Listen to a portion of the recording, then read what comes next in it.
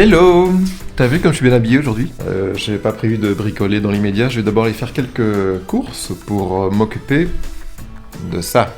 Dans l'embrasure de la porte, avant, il y avait un encadrement qui se trouve ici maintenant. Et mon objectif, c'était de récupérer l'encadrement de porte pour le mettre ici pour la salle de bain. Donc t'as compris l'idée, j'ai envie de faire des économies et donc de récupérer un maximum les portes. Alors les portes, ça devrait aller. Il y en a quelques-unes qui sont déjà poncées, elles sont toutes belles, tu vois. Je pense que je vais pouvoir mettre un bon primeur et refaire un petit peu les huisseries et on est bon. Et cette porte-là, c'est celle qui se trouvait là et qui va se retrouver là-bas dans la salle de bain. Et tu vois, celle-là, je l'ai pas encore poncée. Ça va être chouette, j'adore poncer. Et puis je dois retirer donc les poignées de porte, les charnières. Ça, c'est tout ce qui est éclairage pour la salle de bain, mais je te montrerai plus tard. Ça, c'est la quincaillerie, voilà, pour les portes. Donc ça, ce sont les poignées. Genre, j'ai acheté ça 5 € sur Amazon. Et là, tu vois, ce sont les nouvelles charnières. Quoi d'autre? Ah oui, mon encadrement de porte là qui est là. Tu vois, le bois il est bien aussi, il est pas mal. Sauf que, si tu regardes derrière, eh bien là c'est un tout autre décor, tu vois. Le bois est pourri, il a pris l'humidité. De ce côté-ci en bas, et de ce côté-ci en haut. Alors évidemment, ça ne se voyait pas avant de retirer l'encadrement. Donc là, je suis parti pour aller chercher du bois pour faire un nouvel encadrement de porte comme celui-ci. Et je vais en profiter aussi pour acheter un petit peu plus de bois pour déjà préparer le truc le plus cool de la salle de bain, la fameuse trappe à linge sale. Le ciel a l'air d'être beau, mais je sais qu'il va en tomber une bientôt. Je vais vite aller chercher ce qu'il me faut, en espérant qu'il ne pleuve pas. Tu vois ça? Mais oui, il pleut. Ça rentre dans la voiture et c'est au sec. Mais bon, tu vois, ça a quand même déjà pris l'eau. Heureusement que ce sont des panneaux hydrofuges. Alors je t'avoue que j'ai attendu qu'il arrête de pleuvoir et en attendant, je suis allé chez le coiffeur, tu vois. Et évidemment, une fois chez le coiffeur, il a arrêté de pleuvoir et puis après, quand j'ai voulu ressortir les planches, il a recommencé à pleuvoir. Mais je voulais juste faire un petit message pour mon coiffeur, n'est-ce pas? Qui s'applique vraiment à me faire une belle petite houppette comme ça. Et il prend beaucoup de temps, tu vois, à bien étaler le gel. Je voudrais qu'il sache et que tout le monde sache que la première chose que je fais quand je rentre, c'est... Voilà. Parce que moi, les petites houpettes bien faites et toutes propres, ça ne me ressemble pas, tu vois. Moi, il me faut quelque chose de rebelle, d'indiscipliné, de petit peu fou. Maintenant, je me sens un petit peu mieux, je me sens plus léger. Je vais pouvoir attaquer l'encadrement de la porte. Mais ça va être un petit peu de taf quand même, parce qu'il va falloir que je sorte la défonceuse, la scie, je vais devoir déligner un petit profilé. Il y a du boulot, et je dois t'avouer que je suis un petit peu comme le temps aujourd'hui. Je sais pas trop bien, tu vois, pleuvoir, soleil, pleuvoir, là, je suis indécis, là, j'arrive pas à me lancer, j'arrive pas à me décider.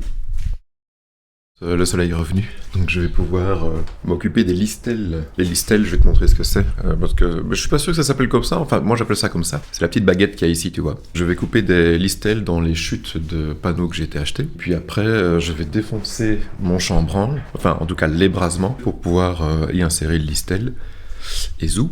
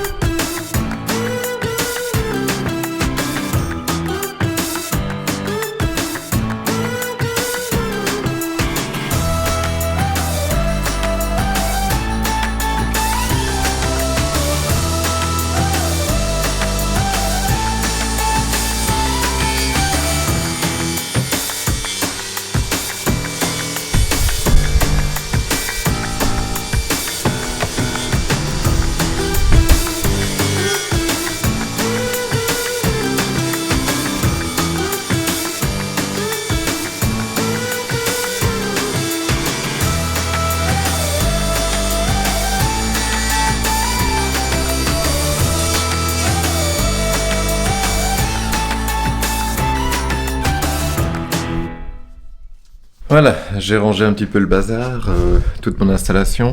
Je dois t'avouer que la scie sur table, c'est probablement le meilleur investissement que j'ai fait. C'est la machine qui m'a coûté le plus cher. Je crois que je l'ai acheté 450 €. Et il faut pas t'imaginer, tous mes autres outils, je les ai pas achetés aussi cher que ça. Je sais que c'est une marque qui coûte cher, mais je les achète toujours en promo, enfin bon, bref, les bonnes affaires, quoi.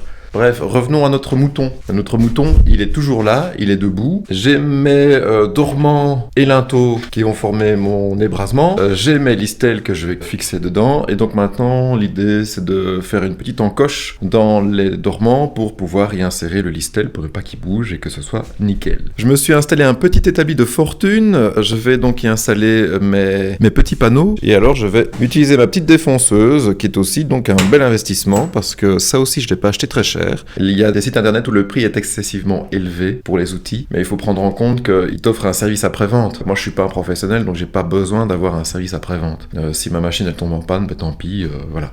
Et le deuxième truc aussi, c'est que j'achète toujours les machines nues, c'est-à-dire sans batterie et sans chargeur. Et ça fait diminuer le prix généralement de 300 €. Si tu ne prends pas le coffret qui va avec la machine, tu peux encore économiser peut-être 50 €. Mais moi, je les prends d'office parce que pour le rangement et le transport, c'est quand même vachement efficace, quoi. Et aussi pour les revendre après, parce que quand tu revends une machine dans une boîte, ça se vend plus facilement. Alors ici, je vais utiliser un accessoire que je n'ai pas encore utilisé avec ma défonceuse, c'est le guide parallèle.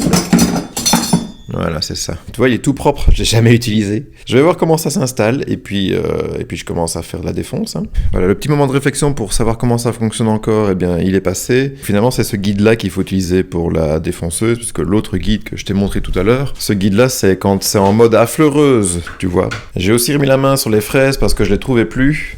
Donc maintenant, il n'y a plus qu'à démarrer le bazar et ça devrait être bon. Je me suis mis un petit peu de lumière dans le coin parce que le temps n'est pas terrible aujourd'hui. Quand tu verras cette vidéo, on sera peut-être déjà au mois de juin parce que je suis un petit peu en retard. Mais là, ici, on est quand? On est le 23 avril?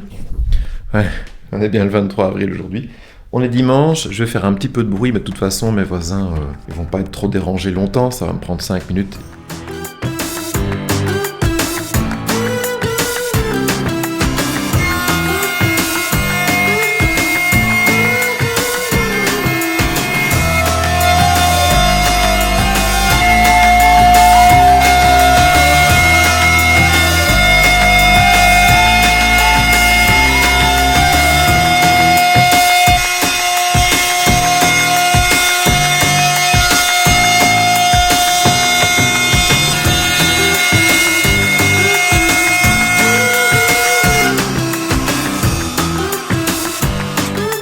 T'as vu la poussière que ça fait? C'est dingue, hein? Alors évidemment, j'ai pensé à mettre mes lunettes, mais j'ai plus de masque, alors voilà. Donc je le fais en apnée. Oui, ne reproduisez pas ça chez vous.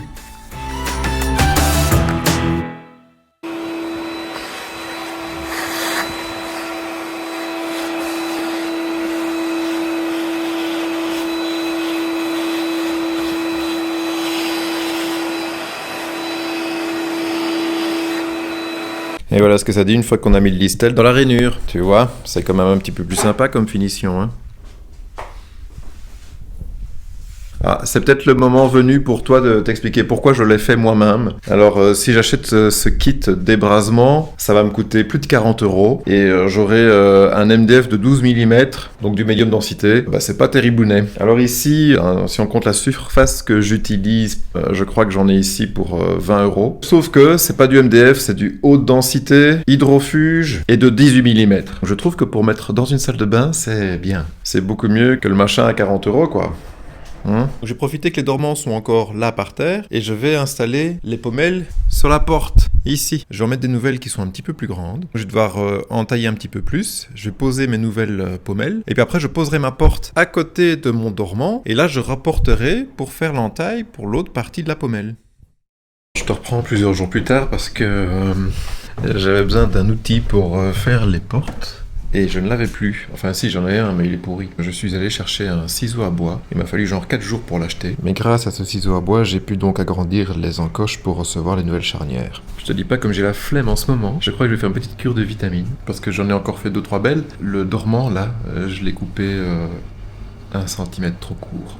Et donc j'ai sorti la scie circulaire pour entailler la porte. Je l'ai fait au-dessus et en dessous. Il y a une petite baguette ici et comme ça, bien, elle est de la même taille des deux côtés. Alors j'ai quand même eu quelques difficultés, il m'a fallu du temps pour comprendre, mais la scie elle avait du mal par moment, tu vois. Et après quand tu regardes la tranche, je sais pas si tu verras bien, mais il y a des clous. Et donc la scie, tranquille, hein, elle a coupé les clous. J'ai regardé la lame n'a rien. C'est une bonne lame. Bon, maintenant que j'ai mes dormants, que j'ai mes encoches dans mes portes, je vais pouvoir placer maintenant ma porte à côté de mon dormant, marquer les encoches que je dois faire pour les charnières également, et puis je vais pouvoir assembler tout ça là, et ce petit bout là, et le poser dans cet encadrement pour voir si ça rentre, quoi. Hein. Moi, les mesures en ce moment, je sais pas si ça a marqué, mais ça marche pas toujours comme il faut. Je pose mon dormant tout le long de ma porte. J'ai mis un petit millimètre au-dessus, et là j'ai un petit centimètre de jour en dessous, ce qui est bien. Et donc je vais pouvoir marquer ici mes entailles. Et tu sais que moi j'aime pas mesurer, hein. Comme ça au moins je fais pas d'erreur de mesure, parce que justement en ce moment j'arrive pas bien à calculer.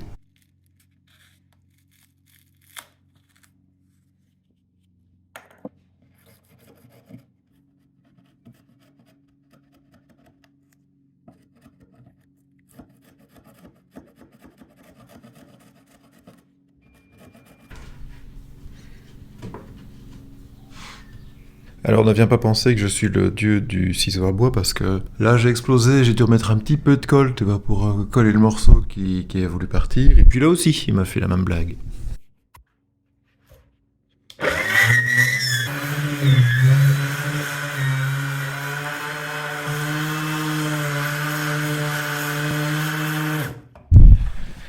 Alors là, ça fait un petit bout de temps que je suis plus venu sur le chantier, j'ai encore fait un abandon de chantier. Alors la porte, elle a pas trop bougé, le chambranle, il est toujours en morceaux, il est pas encore monté non plus. On est le samedi 20 mai, et donc le jour où tu verras cette vidéo, à mon avis, je ne sais pas si on sera pas déjà au mois de juillet.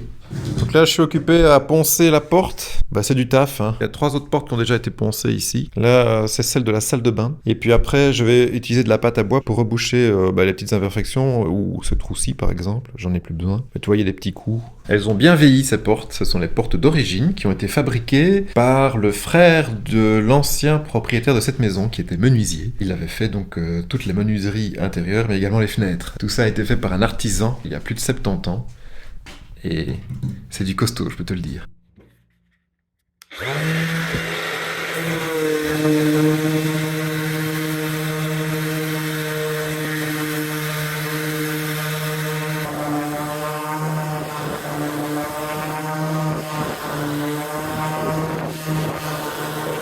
Quand ça commence à faire des petits amas de vernis comme ça ainsi, eh bien c'est le signe qu'il faut remplacer l'abrasif, tu vois. Et pourtant, il a pas l'air usé, hein. Mais tu vois, il y a aussi ici du vernis qui s'accroche, et alors ça finit par faire des espèces de grosses petites traces.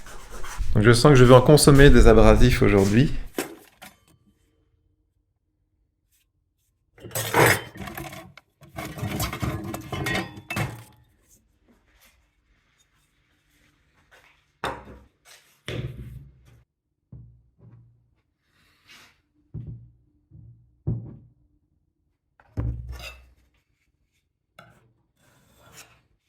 Alors si tu te demandes pourquoi je ponce la porte, eh bien regarde un petit peu la tronche que ça a. Tu vois comme c'est tout craquelé, le vernis il a vraiment bien vieilli, tu vois. Je peux pas simplement poncer légèrement et puis mettre une peinture, tu vois. C'est quand même dans un sale état, hein. Regarde-moi ça, comme c'est craquelé.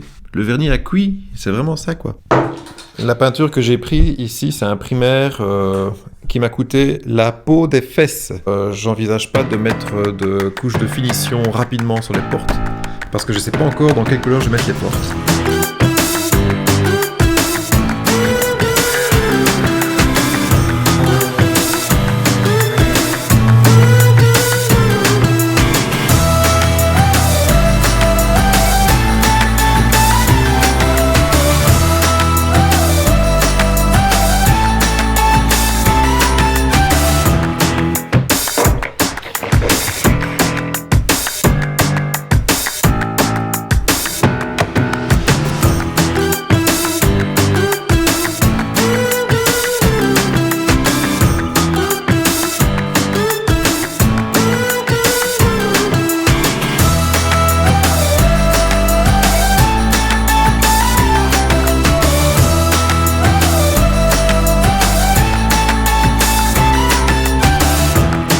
Je viens d'emballer le rouleau avec un sac poubelle, je vais le réutiliser certainement dans quelques heures et pendant quelques jours à mon avis. La première couche sur la porte, elle est pas trop mal, on voit encore un peu la fibre du bois, c'est sympa. Par contre, il y a des cloques, tu vois, ici, voilà. J'avais pourtant bien nettoyé avec ma petite balayette et avec mon chiffon microfibre, mais bon, apparemment, j'ai pas assez frotté. Et alors, j'en ai aussi profité pour mettre en peinture l'embrasure de la porte, donc les dormants et les listelles. J'ai quand même tenté de mettre les 3 côtés en couleur. Alors, je vais laisser sécher ça, à mon avis, en 2 heures, c'est sec. Ça, c'est pas facile à dire. Je vais laisser sécher. Je vais attendre que ça sèche et puis je leur mettrai, à mon avis, un petit coup de ponçage, une deuxième couche, un petit coup de ponçage, une troisième couche. À mon avis, je suis parti pour quelques heures de peinture et si tu suis mes aventures depuis le début, tu sais, oh combien j'adore la peinture. C'est mon emballe! Alors aujourd'hui, je vais reprendre le chantier de la porte que j'ai encore abandonné il y a au moins une semaine, 15 jours.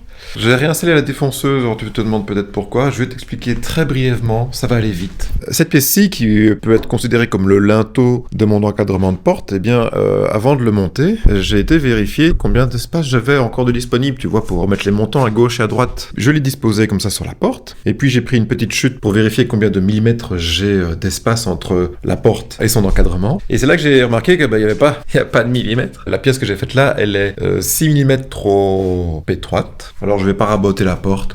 Je vais donc refaire un nouveau linteau. Il faut que je redéfonce une pièce. Heureusement, il me reste encore une planche.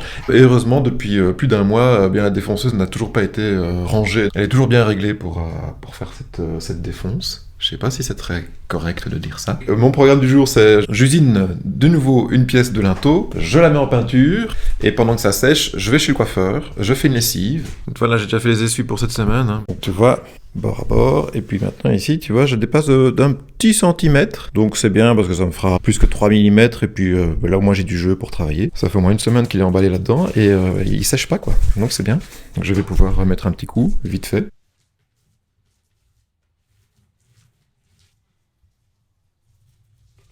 Faut que je te montre un truc. Je suis tellement sûr de mon coup que j'ai refait un linteau là pour mon encadrement de porte, mis en peinture et tout, et pour être sûr de ne plus me tromper, j'en ai refait un deuxième là. Si là il est pas encore coupé, il est vachement trop long, donc là j'ai de quoi redécouper si je me suis encore trompé. Aujourd'hui il doit faire 30 degrés. Et la dernière fois que tu m'as vu faire ce petit assemblage, c'était il y a 10 jours. Je vais pas t'expliquer pourquoi. Bref, on avance. Lentement, mais on avance. J'assemble ça, je le présente, et puis je prie et je croise tous mes doigts pour que cette porte rentre dedans. La tronche de l'aspirateur, quoi. Misère. Bah, la première chose que je vais aspirer, c'est l'aspirateur, hein.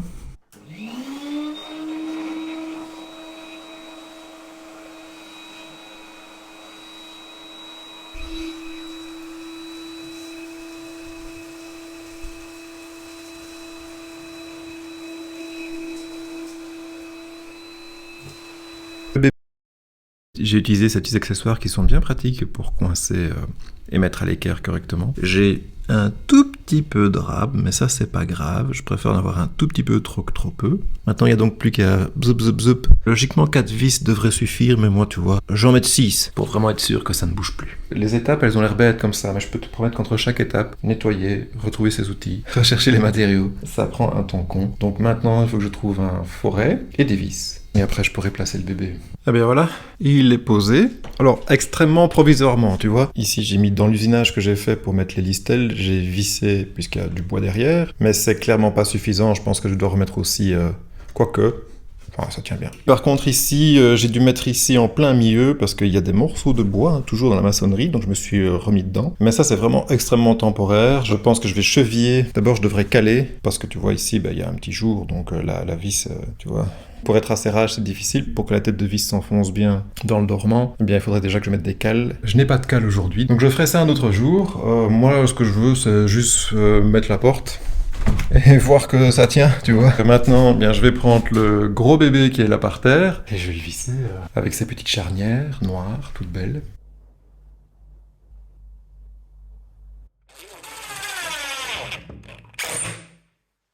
Bon, j'ai une porte. Je vais pas encore essayer de la fermer.